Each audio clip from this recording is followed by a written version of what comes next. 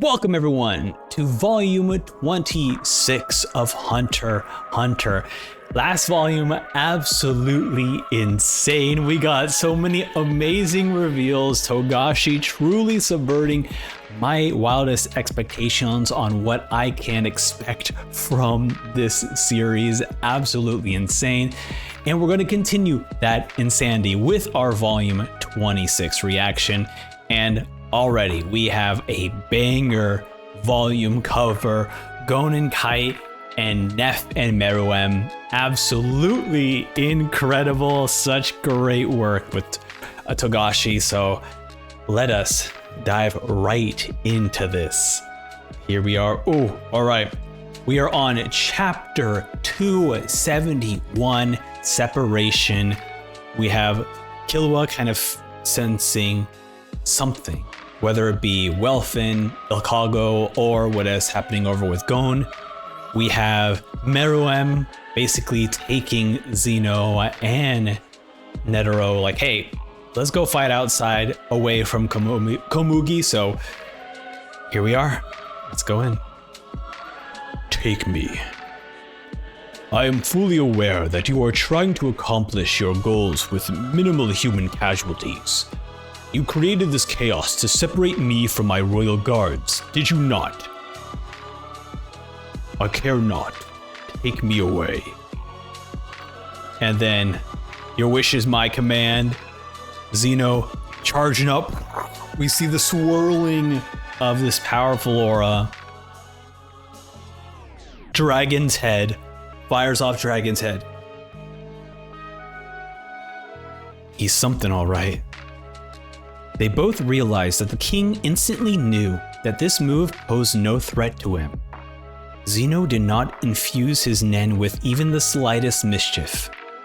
Was it out of respect, or... And then fires it off. We cut to Gon and Killua standing right before the West Tower. It's only been 18 seconds since they entered the central staircase. All right, they're here. Killua. Neff is over in the left tower. Let's go. And then he leaps off into the West Tower. We have this very, there's a lot of negative space in this frame where he hears Gon say, let's go, and he's kind of like almost empty inside. Maybe unsure how to face this. Maybe doesn't feel like he's strong enough.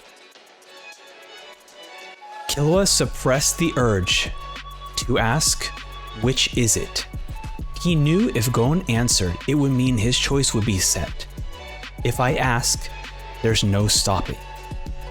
If only he could ask, everything would be out in the open. Fearing that if he did so, he might lose something dear to him. It was one of those crucial lines in sand that once crossed sets the course of your destiny forever. Killua was unable to utter a word. All right, so something. Curious if it's about what Biscuit has mentioned about you need to leave Gon, and he's kind of telling this, like, do I tell Gon now that I'm not going to see him again? Is that the thing he's holding back, or is it something else? And now we are cutting back with Shoot and Menthu fighting 10 seconds before the dragon took off. And it looks like Menthu went back to his like normal face, you know, no more like creepy little eyes. Shoot's reckless charges without fear for his own life. Ironically, it helped him survive longer. He is wrecked. Oh no. Hotel Raphtalia. In exchange for injuries that very well could have been instantly fatal, Shoot took a single eye from Yopi's shoulder. The physical damage was close to nil, but Yopi found himself unable to fully let loose. And then we still see him just absolutely flailing around. That odd sensation that the eye has taken, not destroyed, had a great effect on Yopi's psyche. he took a step back due to the series of mysterious attacks. I can't let him get any closer to the king. The objective happened to coincide, but the intended development was in turn tormenting Knuckle. Endure. I can't strike now. If I engage him now, I would basically be giving him proof that there's another enemy around. Yopi fought with increased caution while his attacks gradually whittled Shoot's life away. Covered in blood, Shoot was taking the brunt of Yopi's ruthless assault. Knuckle could only watch from the sidelines. Endure it. And we just see it. This is like a crazy way to draw this. As we're watching like Shoot slowly, like when they specifically use the words whittle away, we see that in the art, where not only is he further away from us, so he's slightly smaller, we see all these like blood specks and most likely little bits and parts of his body just slowly just coming off of Shoot. He was fighting his own battle just to stay still. He kept saying in his head, "Tough it out, please hang in there, hang in there," and yet he was unable to stop the flow of his tears. Knuckle just like Shoot, come on, you got this, buddy. Uh-oh. What the heck is this art? Oh, I see. It has to be when Melioran needs to like kind of take a breath before. Oh, we cut away and we see Chidu and Lobster? From the doors on both sides emerged Chidu and Bolster. Welfin saw Flutter and slipped out of sight because he sensed something was amiss. Something was off. It was too quick. Two soldier ants saw an enemy, sent out a warning, then immediately died. The intruder who killed them turned back. The time between that and Flutter coming down the hall was too short. Flutter and the intruder must have passed each other. Then why were the two peons killed, yet Flutter was spared? Flutter is on their side. He's a traitor. Oh no, Ikago! Huh? Flutter, what's going on? Chidu's approaching Ikago, okay. We are 18 seconds in. Welfin's still kind of thinking about it. Is he acting alone? Sir Neff's end is gone again. Or did Hagias send him? Oh, I got back myself. Ooh, yeah, long flight. Oh, seems to be an enemy attack here, huh? For real? I can't imagine anything else. Hey, your wings. Oh, yes, they got me just now. You going down? Yeah, Sir Hagia's orders, you see. What should we do? Well, it's not like we were told to defend the palace. Yeah, I want to try out my new ability. And then, boom, we have this huge lettering of doom. We feel this intense aura behind them. A big one. Oh, everyone's getting really nervous. And then immediately Chidu's like, all right, I'm out. Sounds fun, time to join in. And then Bolster's like, hey, be careful, I'm gonna take a look around. Ikago's like, well, I'll see ya. See you later. Oh, sure thing. And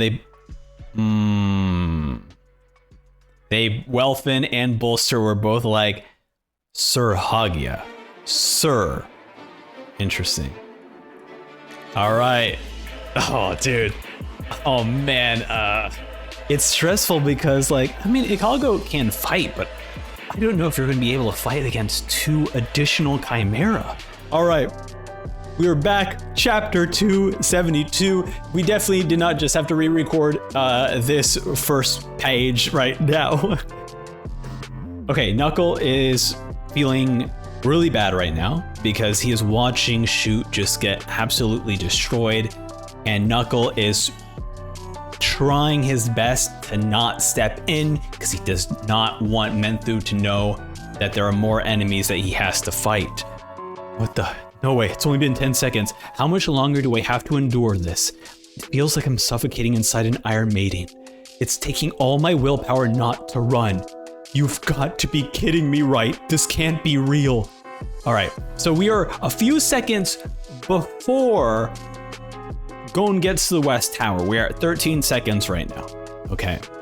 I can't take it anymore. Knuckle goes straight for Menthu. He runs. And okay, Meliron is about to tap him or not. We see tap tap. Meliron's first signal stopped Knuckle in his tracks. What? But it's only been 10 seconds. Though maybe this saved me. He did not do it out of concern for Knuckle. Meliron himself could not hold it anymore. Oh, and they get whacked. I also do like that we just get... It's like, this is a lot more stressful. I told you I could hold it for a minute. Not happening. Okay. Oh crap. That claw barely nicked me. And most of my first punch plus interest was paid off. Yoppie noticed neither scraping against something nor APR's announcement. Here's Shoot sacrificing his life, and me unscathed making a careless mistake.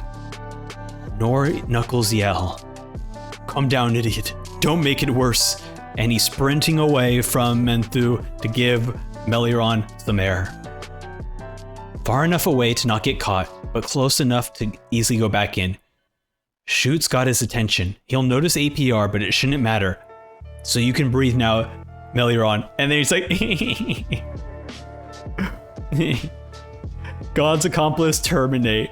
And he's like, oh, finally, some breath. And then Menthu notices Hakuware. What is this? When did this show up? No way. No, there's no way I didn't notice it before. It suddenly showed up just now. Was I attacked? No. Something on delay? That must have been the first thing I felt. Or did it fulfill the activation conditions during battle? What's this number a countdown? Is it a bomb? No, the number's not changing. Oh, screw it. Back to fighting. Oh, just get rid of the source. Something's coming. Must get away. One reason Yoppie had not already crushed Shoot, even with his overwhelming power, was an obvious difference in talent. It's too fast. I can't escape. Shoot trying to dodge out of the way. One shish kebab coming right up. And then we see Shoot's fist coming straight for Menthu. Maybe going to be stopping it. Oh.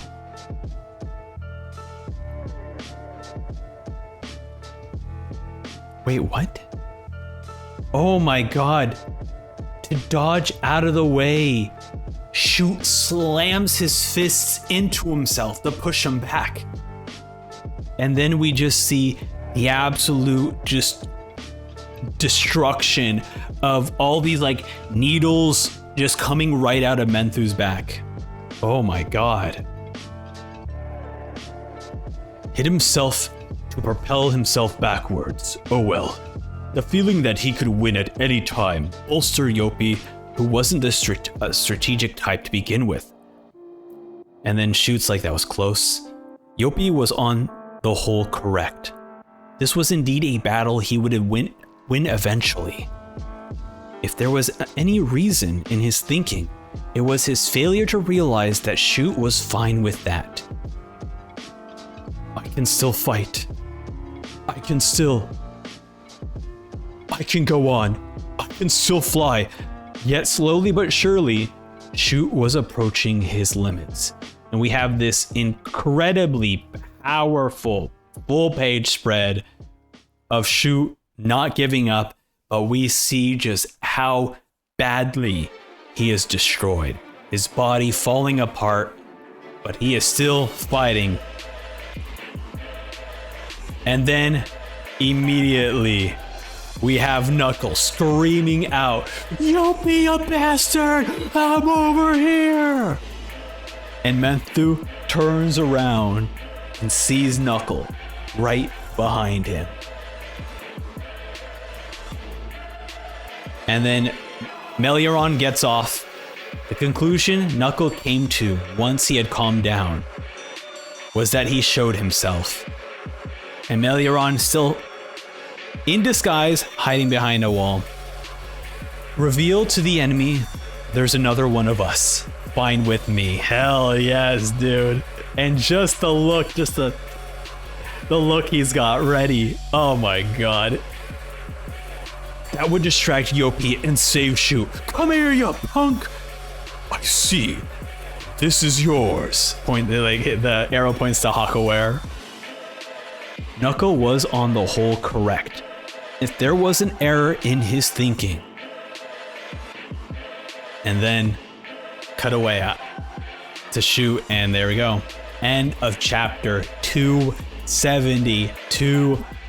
Let's move on to chapter 273. We meet again. We are with Moral and Shia here.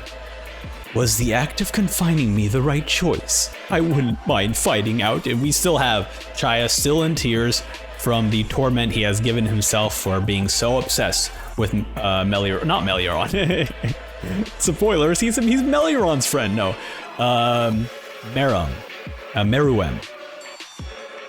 Butterfly dust. Alright, butterfly dust. Nav said it had a hypnotic effect. I can't breathe in. You stop talking.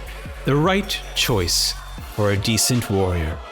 Vigilance, resolve, and confidence in a ratio of 2, 3, 4. Oh yeah, this is definitely Shia. Moro does not speak in these ratios. Oh my gosh. Not much vigilance is an indication of his confidence. He has a strong character. He may be behind enemy lines, but the sense of relief from luring me into his traps outweigh the rest. That's his emotional matrix. Spiritual message allows Poof to read his opponent's psychological state by diffusing butterfly scales into the surrounding air and making the aura flow distinct. He analyzes the blend of 30 emotional patterns apparent in the aura flow, and from that he can infer his opponent's thoughts. Allow me to introduce myself. My name is Shia Poof, a royal guard to the king, and does a bow. Excellent. All right, so we're finally getting to see Shia's ability. Read his opponent's psychological state. I like that his ability is to read people's emotional states and thoughts, but he is like the #1 person who is constantly like, oh, this is not what Meruem meant. He meant this. I will now die for him. Like, he's the one who's like actually misinterpreting Meruem. So I do find it funny that his ability is attempting to interpret people's psychological and their own thoughts. Very, very good, Togashi. Wonderful. That's perfect writing. The swirl of vigilance grows stronger. So you won't tell me your name. If you think I'm trying to trick you into breathing in the scales. Oh, if you think I'm trying to trick. Oh, no, it is Shia saying this. I'm rather hurt. Nothing more. And then Moral still thinking about it, and he's wrapping himself in a cocoon. I won't even remember when I'm reborn. Please wait for me a moment. And he's just If he wants to take his time, sounds good to me. No matter what he turns into. Oh man, and we cut away. Now we're back with Ikago here. Here we go. The elevator to basement can be descended by anyone, but a code must be entered to go back up. Each person has a different 8-digit code so that usage can be tracked. If a mistake is made, a siren goes off and the door is locked. A repeated error alerts the security guards and the elevator is filled with sleeping gas. The person is arrested and tortured to death. And then we just cut to Ikago just... Is it safe? Oh, okay, we are in the basement. A computer keeps records and Bisneff closely monitors when, how often, and for what purpose each code is used. Any suspicious behavior and the owner of the code is punished. No excuse. So everyone treats his code as his own life. Marcos only gave his own code to Moral as a flight out of the country was about to take off. And then, dude, awesome. Utilizing Flutter's ability, he sends out the satellite dragonflies. Ikalgo only knew Palm through data given to him, but he resolved early on that he would not leave the palace without finding her. I'll find her and bring her back. Palm is a friend of my friends. That means she is my friend. Hell yes, hell yes. Palm earned Ikalgo's respect just through the fact that she was risking her own life. Awesome, dude. It's not about the mission or duty. I want to save her. I'm getting freaking chills. What a super awesome panel this is. Wow, dude, hell yes. We see Palm at the top. We see like the true version of Ikalgo at the bottom. We see Flutter and the dragonflies all fluttering throughout this entire thing. Oh, dude, what a cool panel. Oh, awesome, awesome. The elevator is equipped with a security camera and a scale. And after going and confirming that it is empty, it automatically goes back up. To go upstairs from the basement, only one person may ride the elevator at a time, and if the weight significantly deviates from the data provided by the code, the alarm goes off and the elevator becomes a simple detention cell. The only people with codes that allow them to use the elevators without these restrictions are Biznef and Marcos. This is because they bring in various classified objects including people, and it was easier to use this elevator than the freight entrance, which is guarded by soldiers, and we have Welfin standing in front of the elevator. What is the stench? Was Flutter living in the morgue? Anything else I smell? Oyster, who went down before me. And there's another faint, but the smell of Flutter rotting corpse. A few days after death, it dulled Welfin's senses. Okay, so he is noticing like the stench of death, but can't quite pinpoint if it's Flutter being alive or dead.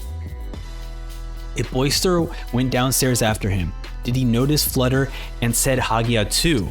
Or is Boyster in on it too? Oh no, now he's like overthinking. Was Boyster watching me and we see while I was watching them and we just see these eyes peer in? Okay, that's gotta be Palm. Palm's gotta be the one who's peering through. In that case, Oyster must have noticed that I Bolster must have noticed that I noticed how awkward Flutter was.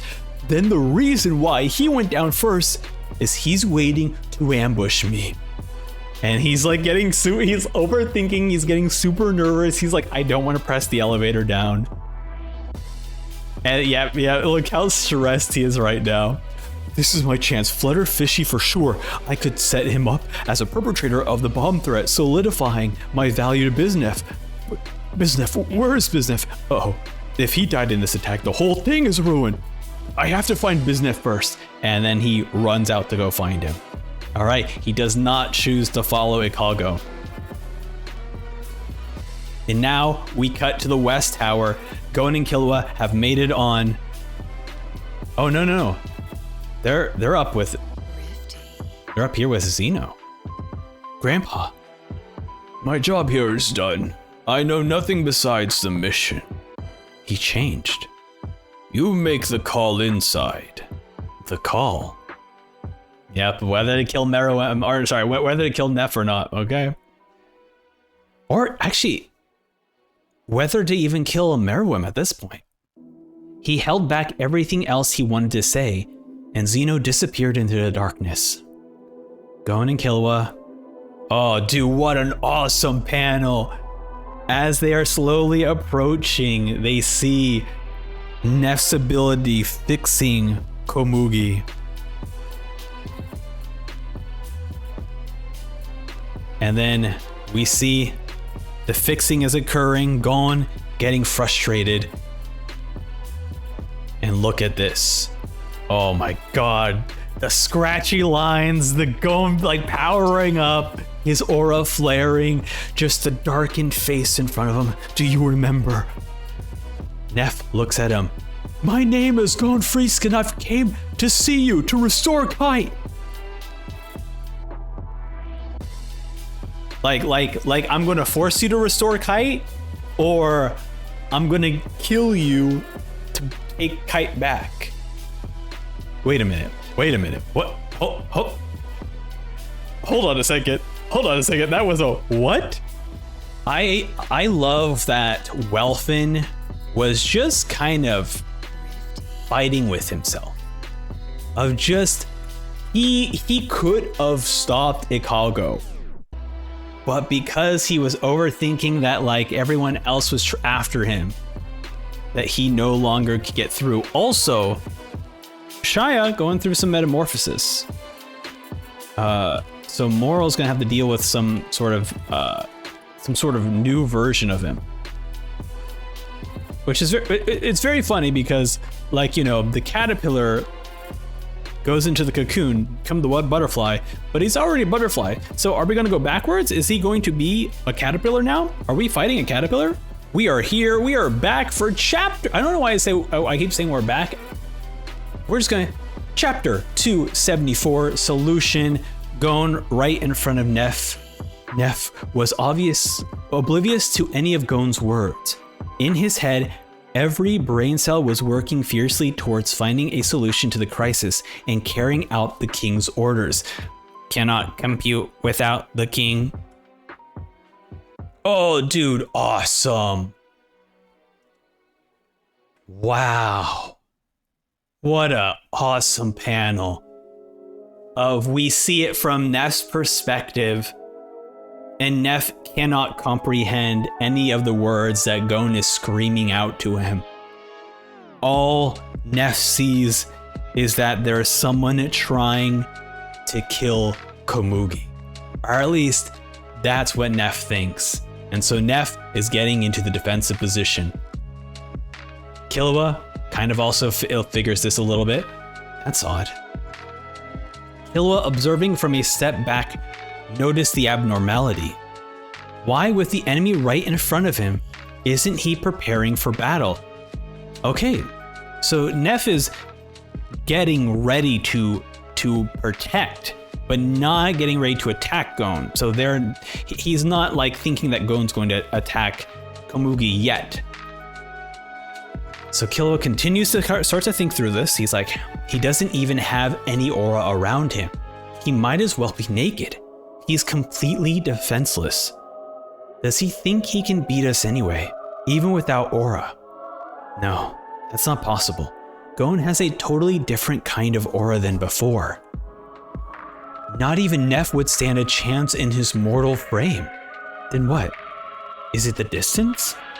Does he think he have enough time to activate his Nen and counter Gon's attack at this distance? It's possible, but why doesn't it look that way? He looks like he's a mother protecting her young. And we see this awesome picture of just Neff kind of right in front of Komugi, as if he's giving his life to protect someone weaker. How could that be? That's not in his nature. This one absolutely just breaking Killua's thought. Then why did Grandpa say... And then we cut back to Zeno saying, you make the call inside. Why was he so cryptic? Just explain everything to me. While Killua desperately struggled against his intuition, Gon's eyes reflected the girl lying there. But what he really saw was Kite being dismantled. Oh no. He's thinking that she's doing the same thing to this girl. Yep. And there we have it. Gon getting upset, aura flaring, ready to attack. And then Gon, get away from her. Said, step away from her and take that monster with you and then fight me. Fight me so I can make Kite whole.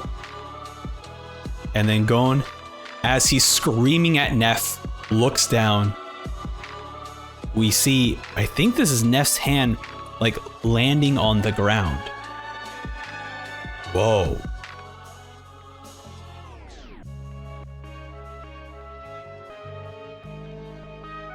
Turning his palms upwards was all he could do, to show he did not mean any harm.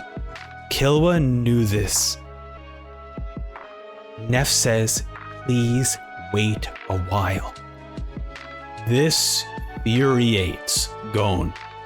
His face. Oh, yeah. "You've got to be kidding me! Why the hell should I wait? Get up and step outside!" With Neff's unexpected submission, Gon did not know where to direct his anger, but Killua was starting to understand what was going on. We cut back to when Zeno mentions, "I know nothing besides submission." Killua thinks he meant there was something unexpected. Grandpa did a blind drop of the dragons. His job was probably to use Dragon Dive and Dragon Head to separate the king from the guards. He did not know she was here. This woman is the one whose existence none of us predicted. Getting chills already. She, again, probably the reason the king made him hurt himself. And why did he exhibit such bizarre behavior? It's because she means something special to him. She not being harmed right now. Oh, get this. She was being healed on the king's orders. Neff's healing ability doesn't just preclude N. He has to focus all his aura to use it. Killua was painfully aware that all of this would only have a negative effect upon Gon. What am I supposed to do? What should I say? Oh, dude. Oh, this is so good. And Gon begins. I love this. Gon begins to approach Neff. Killua speaks out, "Gon," and then Neff screams out, "I beg you, I'll do anything you ask. So please wait. I have to save her at any cost." Gon, save? What do you mean? Dude, where's the panel? Where is this panel? When Kite says, "What happens is some of them have a strong fellowship." When Gon, Kite, and Killua were fighting against a bunch of these chimeras, Gon said that it was easy to kill them because they were dissing each other. There was no respect. And then Kite was like, "That's the issue. That's the problem. Is because what if they have strong fellowship?" And now Gon is now seeing that side of the Chimera, finally seeing the side of the Chimera where they are now developing that humanity, those individualities, those elements that make them care for each other. Oh man. And then Killua steps in. "Anything we ask, you mean?" Gon cuts Killua off. Wow. Killua, I'm asking him. That's crazy. What's that supposed to mean? Save her. This is the scariest we have seen Gon. Like, he is, because right, like still being in Gon's shoes, like he needs to clarify what save is, because to him he's like, "Oh, do you consider what you did to Kite saving?" Right? Like, so I'm very. This is great. Komugi's life depends on his answer, and we have Neff right now sweating. Neff did not know what to say. In this extremely tense situation, the answer Neff chose is someone precious to a person I deeply care about, was to tell the truth.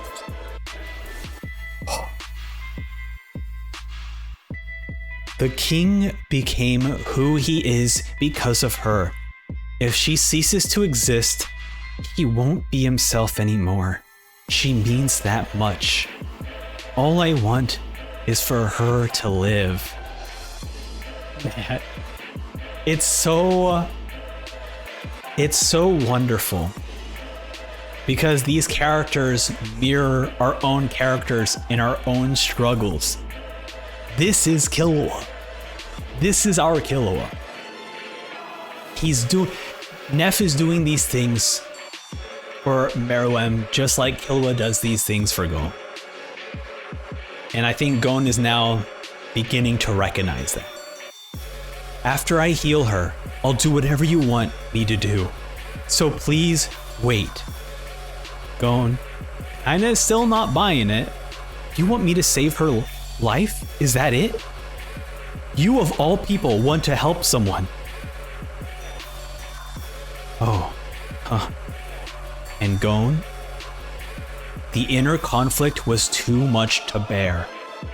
How can you say that? It's not fair. He was in a vigilant struggle against himself without any idea of even how to fight. Damn it. Bro. One of the best chapters in this arc of just having this moment where Gon is struggling with himself on trying to figure this out. I honestly do not know how this will actually be resolved. Like, it's kind of thrown me into a loop of like, what is Gon going to do? Maybe this is the part where Killua is needed, right? Killua has been holding himself back for saying things. And now maybe this is the moment where he needs to step in and be that support that Gon is missing right now. Jumping into chapter 275. Damn it. Why? Why should I do what you say? Gon walking closer to Neff. Killua trying to stop Gon. Wait a second. That girl got hurt. Probably because of us. From Grandpa's Dragon Dive. And that is wild. It's also likely that Neff is really healing her. Gon's response. So, wow. Let's wait until she's fully healed. Probably. Likely? We're basing things on maybes? We can't even be sure he'd do what we want after we wait. Probably? Maybe? How do we know? The hell with that! This isn't a guessing game, are you crazy? He is just shouting at Killua. How can you believe what he says? We can't trust him! And Neff breaks his arm.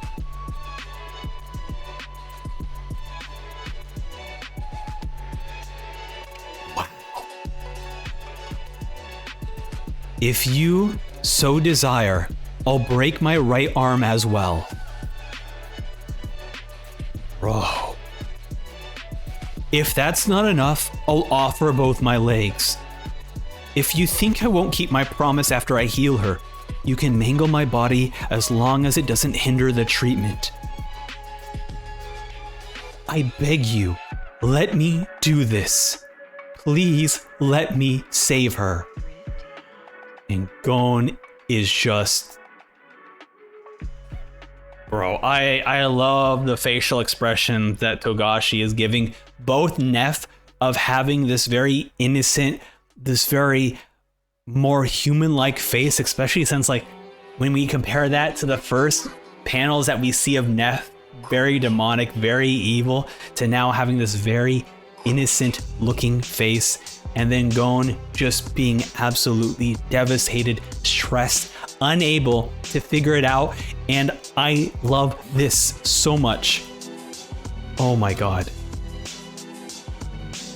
He just slams his fists into the ground. It's not fair. It's not fair, damn it. Why just her? After you did a kite? Why? Killua's like, Gon! Trying to like wake him up. And then we just get this moment where he just screams at the top of his lungs and crying. His aura flaring up. Why should I? Oh. Getting chills. Show me. Oh, he's charging up. He's charging that John Ken. Killua tries to stop him. Gon! If you kill him, Kite will never be whole again. Gon stops for a second. His aura still flaring up. His hand still in his palm. Sure, you're fine. You can stay calm, because this has nothing to do with you.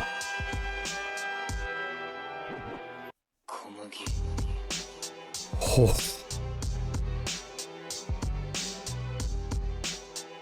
This is wild. There's so okay. I need to make a brief note to myself to talk about this right now. After the chapter ends,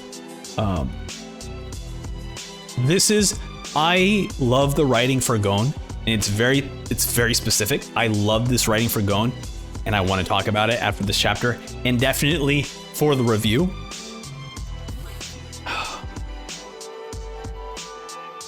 Killua, that crushed Killua, of just like, because this is the whole thing. It's like confirmation bias, where Killua has been fighting this internal struggle with himself that he doesn't deserve to be with Gon, and now Gon says the words that just confirm that to him, that maybe he shouldn't just be with Gon. He's holding Gon back. But he wakes himself up quickly. I'm telling you, because you're losing it. Have you forgotten what you said in the beginning? You have to get Kite back. Get a hold of yourself. And then just dead. Face just soulless. Yeah, I'm fine now. He drops his palms. He's not using his attack anymore. His Nen has faded. Killua not feeling great about telling him that, but you know, it was something he had to do. Gon looking down at Neff. How long must we wait?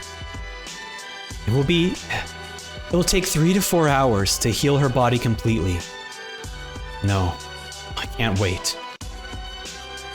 If I can have 1 hour, I can stabilize her enough that she'll survive. Please, I beg you. In 1 hour, I want you to go to Penjin with me and fix Kite. Do you promise? I do. I promise. And then Gon sits down. I will wait right here for 1 hour. I have seen this panel. Not like with Neff, just the panel of Gon like that. Wow, so that's where this is from, dude. Wow. And we see Killua is gone. He left. And we see Kite's body just limped down. Oh my god. Okay. Yeah, you know, I was someone who Greed Island was still my favorite. It was still my favorite arc of the series. And even going through a lot of Chimera Ant arc, was I feeling that Greed Island is still the top for me, because it's just the connection to this MMO basically, that I truly love what Togashi did. But ever since we entered Ys Gortou, it has been Chimera Ant arc has just been rocketing up of just incredible writing, throwing our characters for some crazy things. And what I made a note for in the middle of this chapter was that Gon's inability to handle this information that he has, it makes such perfect sense. When Kite mentioned that what are you going to do when they have a strong fellowship, my thought was that Gon would have the inability to fight, in terms of like, he would choose not to fight. You know, he would have made a decision. But this is something far more special and far more amazing, which is the fact that Gon is so frustrated, so emotionally charged, that he just can't handle the situation that he is dealing with. And so his instinct is just to fight, is just to go in. And I love that. Because it's true, if you are in a situation that is so emotionally stressful for you, that is so tied to the whole reason why you're doing all of this in the first place, to then all of a sudden be presented with, you won't be able to do that. It's hard for anyone to figure out what the hell they want to do. It is just absolutely incredible. Man, these last two chapters with Gon's writing is just incredible. I really think, like, depending on, actually, how many chapters do we have for this one? I didn't bother to check. Okay, we're about halfway done. If the rest is all about Gon, the review for volume 26 might just be fully about Gon, with some little notes in between about some of the other characters, but like, this is it's so emotionally tied to Gon that it's definitely something. All right, chapter 276, Missile Man. We have Melioron, Menthu, Knuckle, and Shoot here in the central staircase. It has been 22 seconds. It's time, you've accrued interest. It went up. And then he just tries to smack Hakaware. He is still smacking Hakaware. Bro, it's not gonna do anything. Yeah, but it is, okay, you know what? That is actually pretty funny. Hakaware is just like, just hunched over. My attacks don't affect it. What is this thing? Don't you run away, answer me! Knuckle just kind of starts to walk. What is this? Knuckle, not saying anything, just dodging out of the way. And then he says, as if I'd tell you, you son of a bitch. Awesome. And then Menthu just gets so mad at him, and he starts to chase down Knuckle. That's so funny. Oh my god.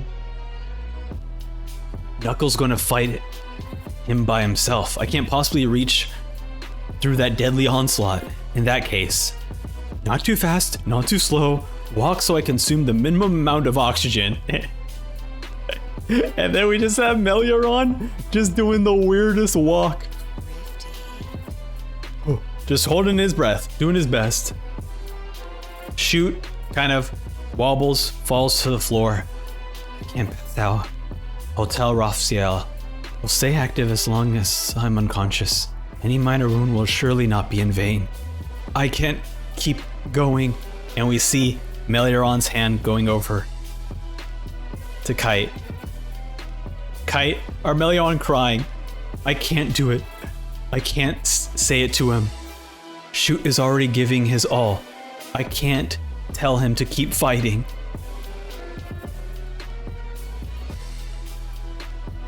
What should I do? What should I be doing now? It's not helping Shoot. Use my abilities to assist the others? To complete the mission as fast as possible? Don't die, Shoot! Hang in there! Live! And then he runs off. So wait, what was this thing? I can't do it. I can't say it to him. Shoot is already giving his all. I can't tell him to keep fighting. Okay. Okay, so Meliaron is like, he wants to give Shoot that encouragement, but he's like, no. I like he physically can't do it because he knows that Shoot is giving it his all, but also he's like, buddy, you're going to die this way.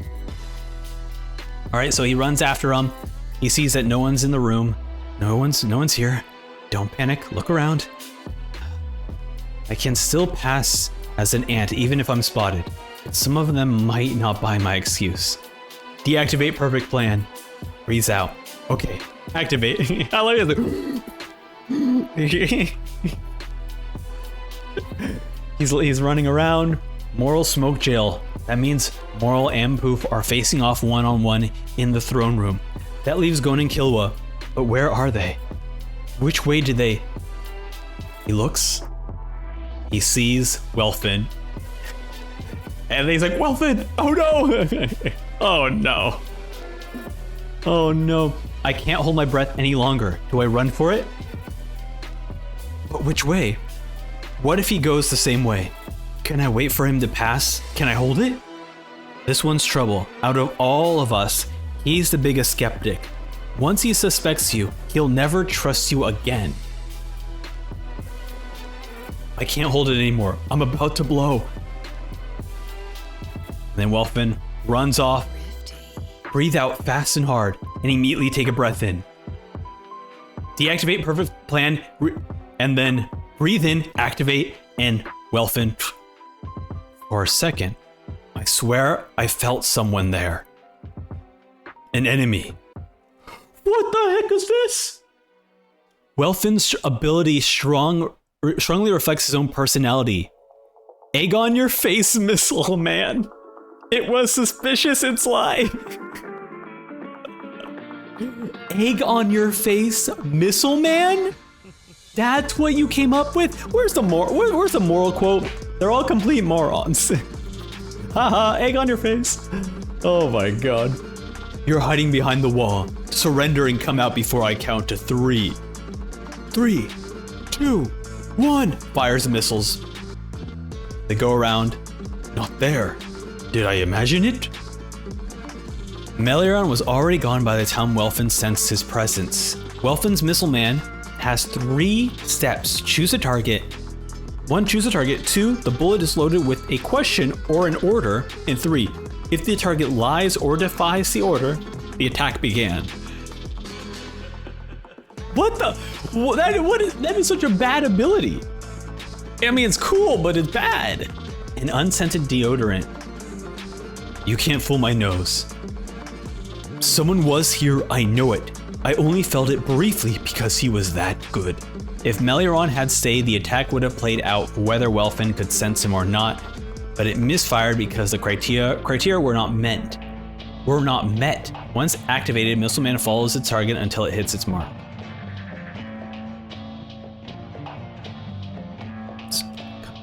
So he doesn't even, because he didn't even know what the target was, it just wouldn't, the Missile Man just wouldn't have been effective. Because he has no idea what the target is. Oh my god, okay. There are no survivors from its attack, but Welfin did not consider his ability to be invincible. Welfin still thinks since he is using a deodorant, he knows about me. There must be a traitor among them.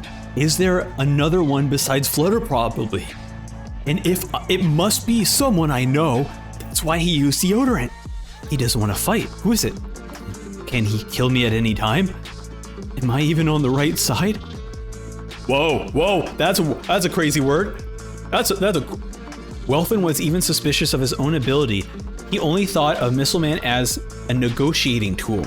He only wanted to be the king behind the scenes, since a true king would have more worries than he could tolerate. What's with everyone? Yopi? Is he having trouble? What should I be doing? Is finding Bisnef really the best thing to do now? While Welfin was questioning his true goals by the front entrance to the central staircase. I'm gonna forget this, but so I'm writing it down right now, but that is crazy. That Welfin is so anxious and so cautious that he is now thinking if he is on the right side. Or he's like, well, Flutter is against me, and someone else who knows my abilities and use deodorant is also against me. Am I the bad guy? Are we the bad guys? Hey, Meruem, just wanted to let you know, are we the bad guys, man? Apparently, I think we are. Oh my god. And then Meliaron finds Killua, taps him on the back. Meliaron. Gon's cry had led Meliaron to Killua. 2 minutes, 37 seconds. Oh, wait a minute. So maybe he's still there, but he tapped Killua on the shoulder, so now Killua's gone. So maybe Killua is still there with Gon. Oh, and that's the end of the chapter too. Wow. We're at chapter 277 called Insult. Okay, we should be fine here. Give me an update. He deactivates. Shoots out of commission and Knuckles fighting Yoppie by himself. You gotta help. Knuckles' so-called plan is buying time by running around. It's insane, I tell you. Alright, how many seconds can you use Goddess Accomplice? I only lasted 10 seconds at first, but I've calmed down now. I can go a minute if I don't have to move. That's plenty of time, give me one shot. Alright, okay. Thank God. Alright, so Killua did not leave because of everything that Gon said. He left because of Meliaron. He's like, all right, we basically got an hour to wait, so let's go ahead and do it. So that's good. That is a relief. Okay. About 3 minutes, 5 seconds before this exchange, Knuckle was in the air. Knuckle thought his best asset was his quick getaway. We just see this awesome panel of him just jumping off this tower. Once he punched out a cop to help his friend escape and spent all day and night running from the 4 patrol cars and 2 motorcycles. And this was the day he graduated from elementary school and he never got caught. He ran like a gazelle. Whereas the cheetah tires quickly, he was able to maintain his top speed for a long time. We specifically mentioned a cheetah. Are we gonna have a Cheeto versus Knuckle race? Oh my god. Oh my god. He revealed his present in order to save Shoot and focus his strategy on keeping his enemy distracted. Knuckle was, on the whole, correct. And then Menthu goes back in to the tower. What, he's not coming after me? Oh, Shoot's in danger. If he made a judgment in error, it was his assessment of Yoppie's perception of the situation. Yoppie was a vital target for Shoot and Knuckle, but the reverse was not quite true. The Royal Guards were there to protect the king, and their main mission was to keep the enemy away from him. Yoppie assumed the king was still in the throne room. Since he was assigned to keep watch over the staircase, he also assumed Neff and Poop were currently protecting the king. Therefore, Yoppie's priority was keeping the enemy away from the throne room. The number of enemies was unknown, an escaped enemy and a dying enemy were no longer threats. Warranting attention, their abilities plaguing Yoppie did not matter for the moment. Okay, so that seems to also confirm that Shoot is technically safe. If Menthu walked back to the central staircase, he would not attack Shoot. Never mind. Just notice, Shoot is crawling towards the central staircase. Never mind. Shoot, someone come and save him, please. Okay. Oh my, oh goodness, okay. Oh boy, oh boy. I do find it funny that Menthu basically just de-aggroed. He just de-aggroed. So, Shoot was alive. It was clear Yoppie had seen Shoot when he passed by. Out of sight, out of mind. We have Knuckle behind Shoot. Okay, so Menthu did not attack Shoot. Okay, good, good. Yoppie did not care whether Shoot lived or died. An unprecedented insult to them both, who were risking everything in this battle. And Knuckle is furious. Are we not worth the effort? Are we nothing more than gnats to him? Fine, you'll regret it later, when those gnats make you go bankrupt in about 10 minutes. Where are you? Hey! Moral using the smoke jail in the throne room, so he's facing off with Poof then. The king isn't there. Oh no. Menthu approaches the smoke wall. Go guard the empty room, you moron! I'll take Shoot to safety, then sit back and enjoy. Damn it. When Knuckle realized his error, he already made another one. Yopi's eyes had met with Shoot's. Shoot must have figured he was done for. He knew death was a possibility going in. In contrast to the calm analysis of the previous moments, Knuckles suddenly felt the most frustratedly anger of his life. He imagined Yopi's expression as he glanced upon Shoot and went upstairs. Knuckle also realized his new error, and he ignored him. Can I simply walk off like this, after my friend was insulted? For what? Damn it. For the world, for humanity, even if we succeed, would I be able to shake Shoot's hand? Would we be able to celebrate a job well done? We have this glaring look from Menthu's face, knowing my friend has been insulted. I freaking love this, man. He is just, oh, dude, I freaking love this so much. Just ready to fight for his friend. You have insulted my friend. I am now going to kill you. I can't do, oh no!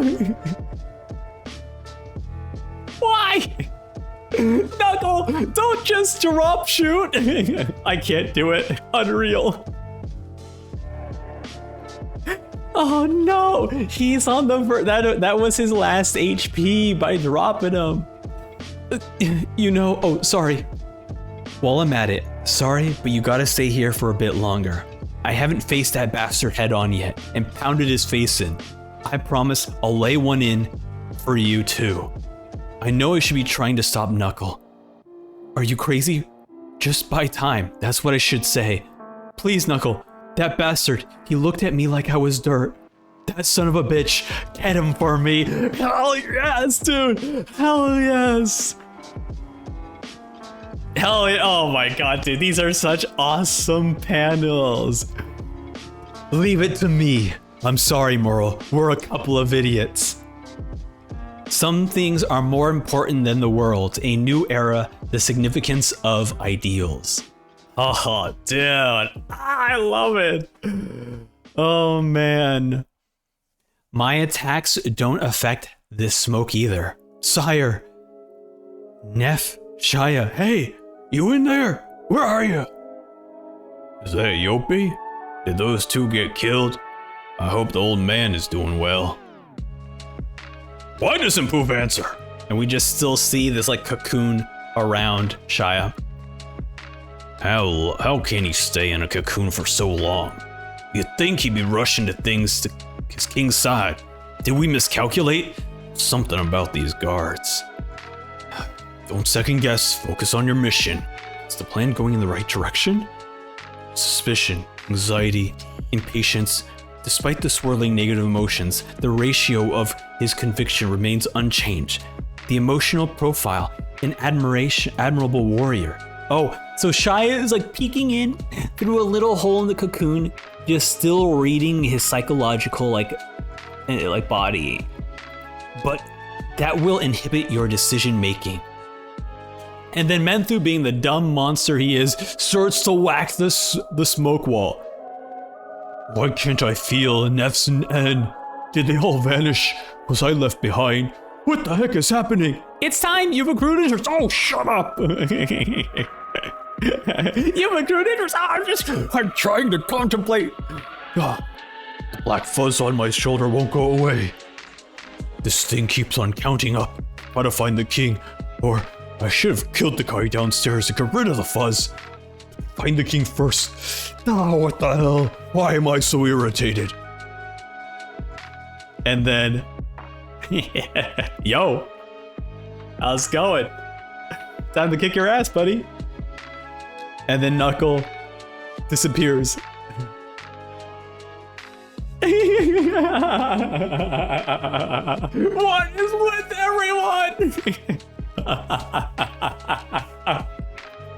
oh my god, I love that we're finally, because they were building Menthu up as he had no human chimeras involved with him. He's just all monster chimeras. And so he has been very much like head empty, must fight, but now he's slowly developing all of these human traits and human qualities and figuring it out and trying to understand people, trying to understand what they're doing.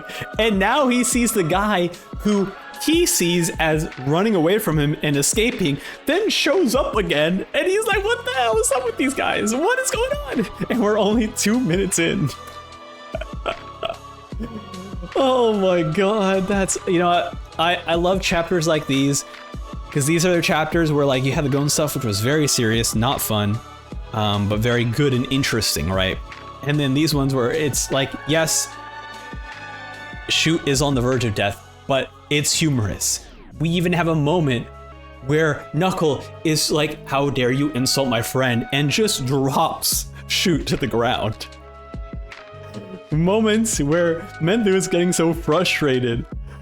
Oh my god, this is wonderful. This is great. Okay. Chapter 278, Destruction. At the same time he bellowed, Yopi changed forms.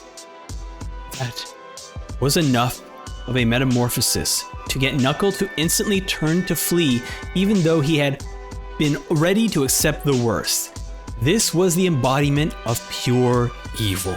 All right. Much like, you know, where Gon was getting frustrated and couldn't handle everything, Menthu can't handle it all and just freaking just transforms. Oh boy, we got a double page spread here. What the heck is that? And clearly it sought only total destruction. What the hell is this thing? Okay, all right. And then just slamming the ground, another double page spread. Just Donkey Kong Bonanza this. Oh my god. Okay. And the entire tower begins to shake and just slowly collapse. Knuckle jumps out of the way, Welfin looking absolutely frightened. And then Knuckle picks up Shoots and Shoot's like, Knuckle like, suck it up. Did you give him one for me? Not yet, damn it. I promise I will though, but I can't let you die before that. So we gotta, and then boom. Yopi became aware. By being under extreme mental stress for the first time in his life, that the true nature of his ability was not useful for guard duty. He felt his whole body and end swell, engorged by his furious rage. The unleashed destruction was accompanied by great pleasure. Then, as he rapidly deflates, he was overcome with a great sense of loss.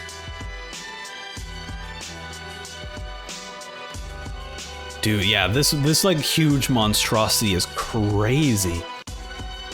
Yes, having more experience, Knuckle understood what had happened to Yopi. What a blast. If I triggered it again on purpose, would I survive? Am I pressing my luck? High risk, high return. Is it worth it? Uh-oh. Make him mad so he explodes. I'll create a window for me to strike. The aura consumed in the explosion will reduce the time required for him to go bankrupt. The plan Knuckle instantly envisioned was close to perfect for defeating Yopi. Oh my god. This is insane. So now we just gotta make fun of Menthu, make him frustrated, make him upset, so he just keeps on exploding. But Yopi proved his worth in the moment after that blast.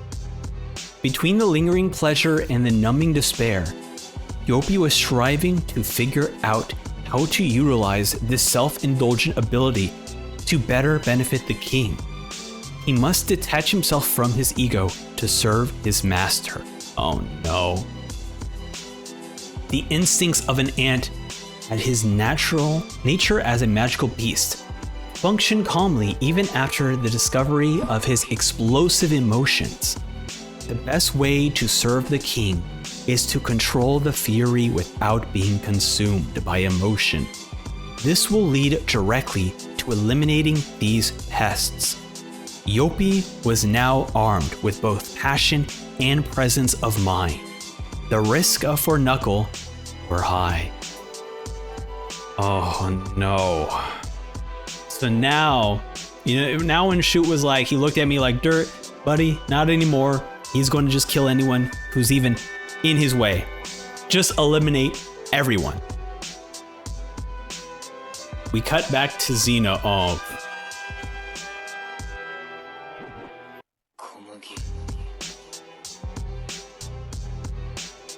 Oh no. Oh man, pour one out for Cheetu. Cheetu's not having a good day today. Oh, Cheetu's not gonna have a good day here. We cut to Xeno. I really wish you wouldn't. I'm not in the mood. Oh, come on, don't say that. You're in luck. Just happened to run out of today.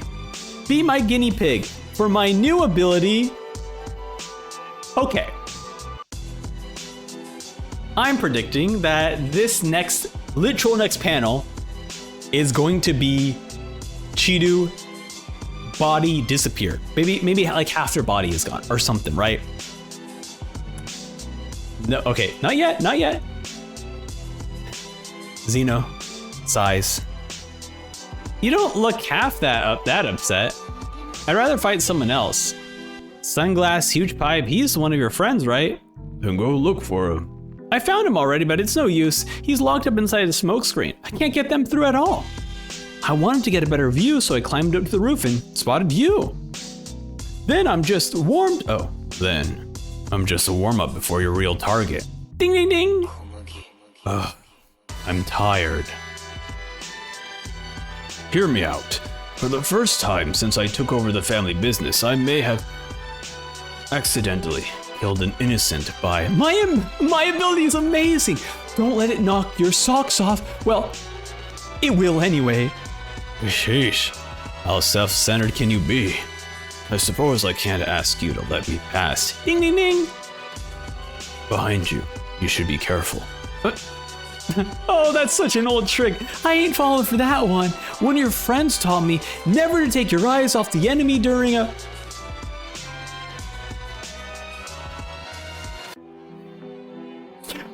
Where's the button? Where's my button? Okay, hold on. I gotta pull up my button.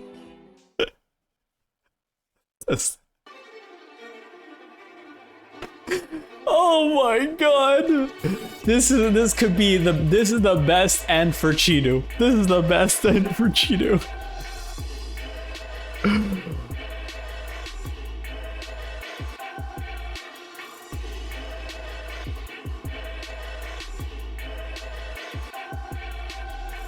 It was Sylvia.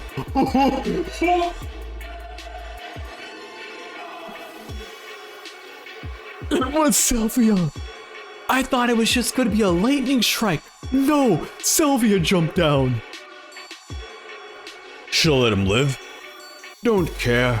He's like, nah, don't care. How was Killua?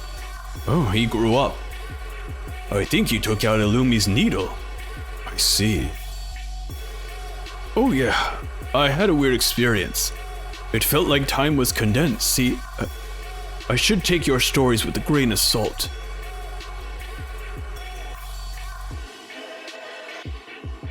What? I had a weird experience. I felt like time was condensed.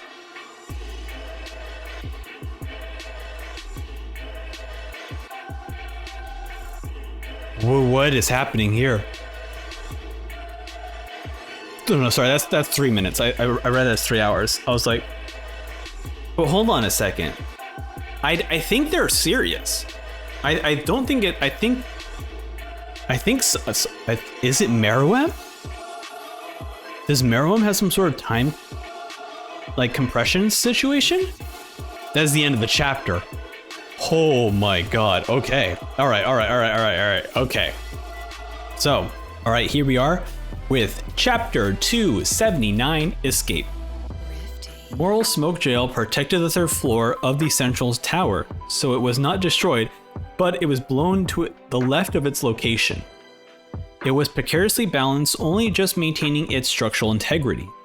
The rest of it was a pile of rubble, a reminiscence of an ancient amphitheater in the center of which was Yopi. I am but a lowly servant who wanders in search of prey besides myself with rage. That's what I'll make them think. And he screams out loud, "Where'd you go, you rats? Come out and I'll crush you!" And he will come out to take advantage of me before I self-destruct. It's time. You have accrued interest. Shut the hell up! While Yopi yielded himself to this false rage and stormed around to lure Knuckle in the throne room. No matter what's going on outside, I have to keep him locked up in here. That should be the right answer. Microscopic bugs, about 100 trillion in number, small enough to slip between the particles of smoke. Oh no, don't start it like that. Imperceptible to Moral, were slowly but surely escaping the smoke jail. Oh, he turned himself into a bunch of flies? In the basement, north of the palace, a group of warehouse spread. Okay, so we're back with Ikalgo in the shape of a butterfly, or dragonfly. The tip of the wing D was the warehouse business misappropriated to keep women. Marcos had told them where to go. Now Ikalgo drove through the 5-kilometer long tunnel in a truck. By the time Ikalgo saw the forks for wings A and B, a satellite dragonfly had reached the destination first. The doors open. This is a good sign. Palm has drugged Bisnef and headed to the palace. It's likely Bisnef went after her and forgot to lock it in his haste. Now I won't have to destroy the doors with weapons from the armory, which is risky and time consuming. And then Ikalgo notices Bolster here. The satellite dragonfly stationed by Area F saw Bolster. Bolster walked 50 meters down the long path towards Area E and then stopped. For Ikalgo, this meant a confrontation with Bolster was unavoidable. Ikalgo, stressing out, Bolster is suspicious of me? What? Did I make a mistake? Stay calm and think. What could he have noticed? I have to survive.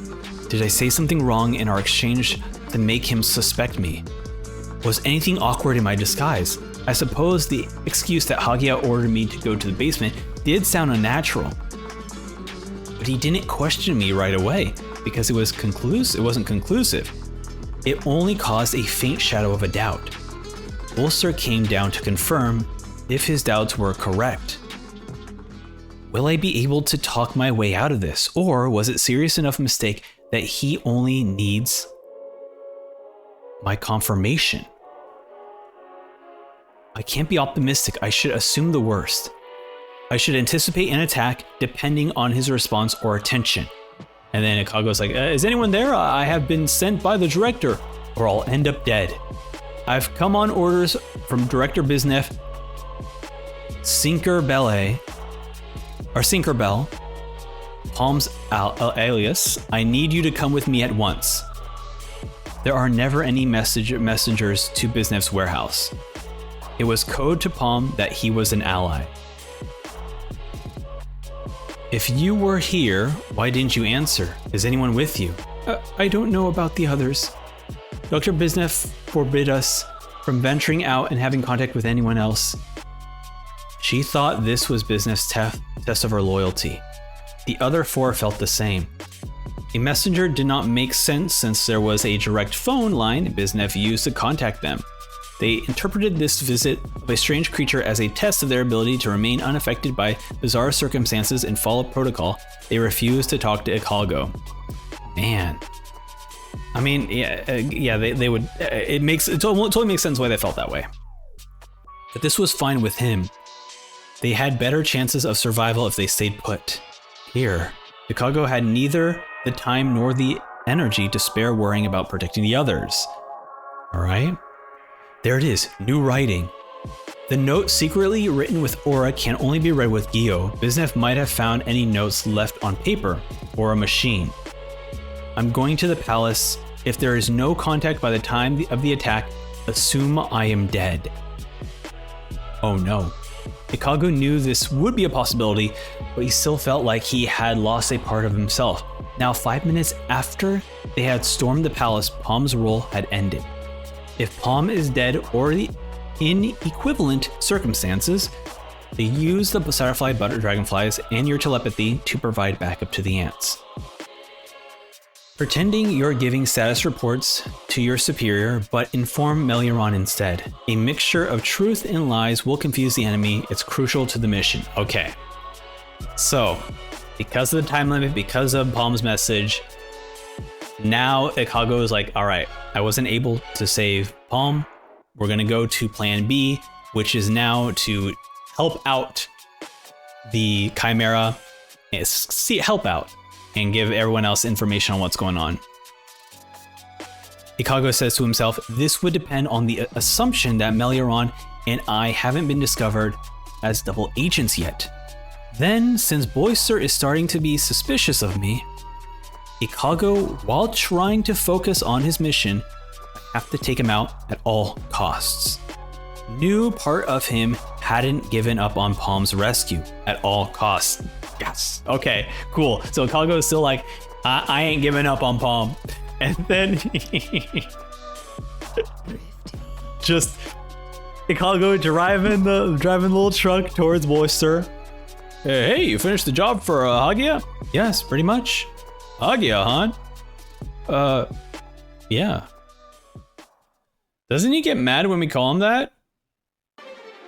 And then immediately Boyster attacks and just chops the neck of Chicago. No, not neck. He fires like bullets or something? Oh my god. And then just Flutter's body is shred apart. There, so much for the imposter. He walks away, empty. Oh well, I'll ask Kaguya later. He walks away, Chicago hiding under the truck. Now they think the suspect is dead. Once Boyster informs the others, I can move freely. But I never heard that Hagia changed his name. What is it now? Would they have believed me if I had said that even if I was telling the truth, I should come up with an excuse in case I cross their path? No, it's no use. Boyster wasn't wasting his breath with any questions before he attacked. Anyone who doesn't know Hagia's name, Change is automatically branded an enemy. If they catch me upstairs, I better be prepared for a showdown. Please input your passcode. The elevator isn't going up. Did he come down without knowing the ID numbers? A perfect opportunity. There are two choices. Oh, did he enter the wrong code and now he's stuck there? He's just stuck there? Because they gave us a whole detailed explanation of what this elevator does, and that it can basically just hold you indefinitely if you do something wrong, or if it's like the weight's incorrect. That's very funny. He just, Boyster's like, just fired at Flutter and is like, alright, gonna go in the elevator, and then just locks himself in the elevator. Alright, man. And that's kind of like the whole part of this entire thing. Okay. Let's continue. There's not much to hang about for. And is it? Yeah, okay. Last chapter of the volume. Fantastic volume so far. Okay, we are on for chapter 280 called Direct Hit. We have Shoot up against the wall, struggling to stay alive, coughing, but still breathing. Knuckle looking down, sees Yopi there, still in the center of his like little tunnel. It's almost been 5 minutes since activation. The aura debt will soon reach 7,000. Would he be able to pay it off all at once? If only I could avoid a direct hit. The worst case scenario is if the hit is big enough to terminate APR and hurt me, it would be far better to wait it out for him to go bankrupt. But that means I have to wait around doing nothing for more than 10 minutes. I don't think Shoot will last that long. I have to make him explode one more time, or else it will be too late. Shoot will end up dead before this ends. And then Knuckle runs out, "Hey, you freak!" Oh yeah, okay, yep, this is a freak, alright. Well, just who I wanted to see, you little maggot. He fell for my trap. My performance of fake rage. Make this blasted thing shut up. I can't picture your annoying face every time it wobbles. Come on, I can explode at any time. Or just pretend to. You think crude interest? Ah, shut up, it's so annoying. He's like... He'll come at me at the right when I swell up before exploding. But if I keep my cool, I'll be able to control it. I love the fact that he is just hamming it up. He is hamming it up with the expressions. I'm like, oh, I'm so frustrated. It's so annoying. I'm so angry. Just to trick Knuckle. I'll use that opportunity to take him down. Take it off right now, or else I'll kill you. I'll obliterate all your pencil necks. It ain't happening, scum, because you're about to go down. The next interest announcement will be my cue. I'll show you who the real maggot is. And then we just have Yoppie laughing to himself. 5 minutes have passed. Sensei entered this central staircase. We have Knuckle, Menthu, and then Hakuware. Love it, man.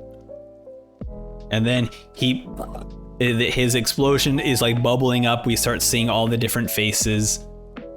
And then immediately Knuckle goes in for the strike. But Menthu, knowing that this is the trap that he planned all along. I can do this, perfect timing. I'll punch his face not once, but twice, and still get away in time before the explosion. Take this, you pig! The first one's for Shoot. Oh, what the heck, the next one's for him too! It's weird though, I didn't even like him that much before. In fact, I thought he was kind of annoying. Since when did he become my best bud in my mind? Why am I so worked up to get revenge for him?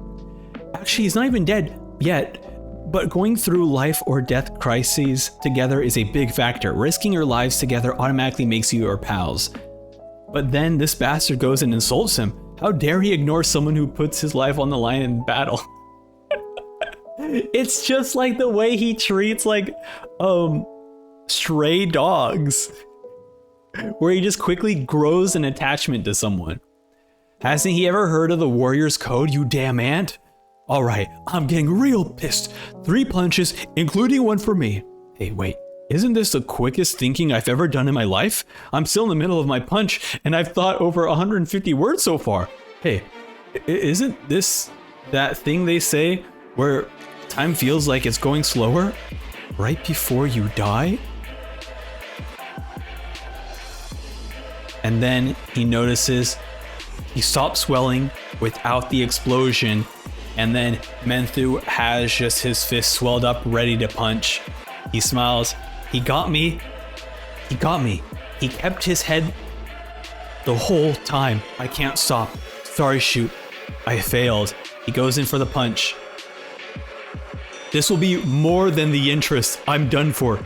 Shoot, Moral, everyone, I leave the rest to you. Yes, dude.